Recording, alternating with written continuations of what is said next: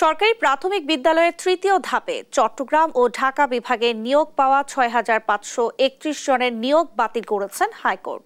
বৃহস্পতিবার চূড়ান্ত তালিকা থেকে বাদ পড়া ৩০ জনের রিটের চূড়ান্ত আবেদনের শুনানি শেষে বিচারপতি ফাতেমা নজিব ও বিচারপতি শিকদার মাহমুদুর রাজির হাইকোর্ট বেঞ্চ এই রায় দেন। একই সাথে আদালত মেধার ভিত্তিতে পুনরায় নিয়োগ দেওয়ার নির্দেশ দেন।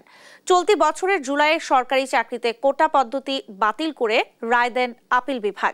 এই রায়ের ফলে কোটার ভিত্তিতে নিয়োগ পাওয়া ৬,৫৩১ জনের নিয়োগ অনিশ্চয়তায় পড়ে।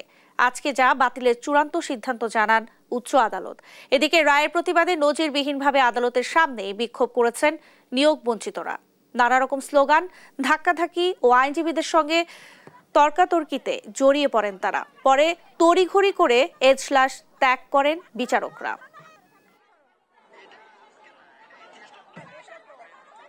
প্রাথমিক মন্ত্রণালয়, জনপ্রশাসন মন্ত্রণালয়, আইন মন্ত্রণালয়, ৩ মন্ত্রণালয়ের অনুমতি সাপেক্ষে রেজাল্ট পাবলিশ করা হয়।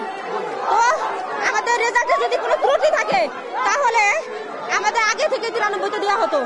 আমাদের সুপারিশ প্রাপ্ত করার পরে আমরা 2 দিন পর জয়েনিং করব, কিন্তু জয়েনিং এর 2 দিন আগে আমাদেরকে স্টে করা হয়, আমরা জয়েন করতে পারি না। 7টা হিয়ারিং উপর আজকে জাজমেন্ট ছিল, জাজমেন্টে আমাদের রায় আসে আমাদের রেজাল্ট পুনরায় 93 দেওয়া হবে।